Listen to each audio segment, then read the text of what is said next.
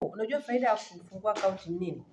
Faida ya kufungua account, unatuma pesa wewe mwenyewe kwenye account yako. Humsumbui boss kwa nenda kanitumie pesa sijui kafanya nini.